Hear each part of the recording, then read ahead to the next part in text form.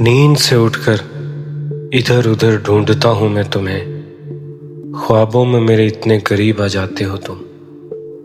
میں ہر رات سونے سے پہلے خود کو یقین دلاتا ہوں کہ آج شاید تم خواب میں نہ ہو، آج شاید میری نیند تمہاری یاد کے بغیر مکمل ہو جائے، مگر نہ جانے میرے خوابوں کا تم سے کیا رشتہ ہے کہ میری پلکیں بند ہوتے ہی تم میرے اتنے قریب آ جاتے ہو جتنا حقیقت میں کبھی آ نہ سکے۔ تم خواب میں بالکل ویسی ہی ہوتی ہو جیسے پہلے ہوا کرتی تھی، وہی لہجہ، وہی مسکراہٹ، وہی اپنائیت، وہی فکر۔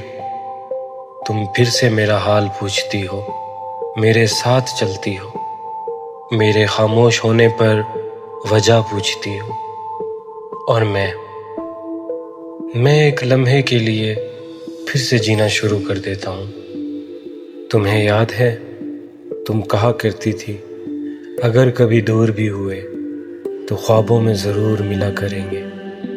میں اس وقت مسکرا دیتا تھا، مگر آج تمہارا وہی جملہ میری زندگی کی سب سے بڑی حقیقت بن چکا ہے۔ دن میں تم کہیں نہیں ہوتی، مگر رات ہوتے ہی میری دنیا پھر تمہاری ہو جاتی ہے۔ پھر اچانک آنکھ کھل جاتی ہے، میں بے اختیار چاروں طرف دیکھتا ہوں۔ کمرے کی خاموشی، تکیے کی ٹھنڈک اور خالی دیواریں مجھے آہستہ آہستہ یہ احساس دلاتی ہیں کہ تم ابھی بھی خواب ہی تھی۔ میں ہاتھ بڑھا کر تمہیں چھونا چاہتا ہوں، مگر میری انگلیاں صرف خالی فضا کو چھو کر رہ جاتی ہیں۔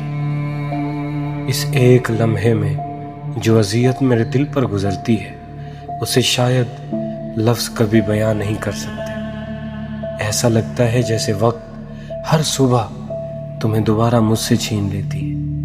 میں ہر روز ایک نئی جدائی جیتا ہوں، حالانکہ بچھڑنا تو صرف ایک بار ہوا تھا۔ اب میری حالت یہ ہے کہ مجھے راتوں سے محبت بھی ہے اور خوف بھی۔ محبت اس لیے کہ شاید تم خواب میں آ جاؤ، اور خوف اس لیے کہ صبح ہوتے ہی مجھے پھر ایک بار تمہیں کھونا پڑے گا۔ میں جاگنے کے بعد بھی کافی دیر تک تمہارا نام دل ہی دل میں لیتا رہتا ہوں۔ مجھے یوں محسوس ہوتا ہے کہ شاید تم ابھی بھی کمرے کے کسی کونے میں موجود ہو۔ پھر حقیقت آہستہ سے میرا ہاتھ تھامتی ہے اور کہتی ہے وہ صرف خواب تھا، مگر میرا دل آج تک اس فیصلے پر یقین نہیں کرتا۔ نیند سے اٹھ کر ادھر ادھر ڈھونڈتا ہوں میں تمہیں، خوابوں میں میرے اتنے قریب آ جاتے ہو تم۔ اگر میرے لفظوں نے آپ کے دل میں کوئی خاموش احساس جگا دیا ہے تو الفاظ مافیا کو سبسکرائب کر دیجئے، شاید اگلی کہانی آپ ہی کی ہو۔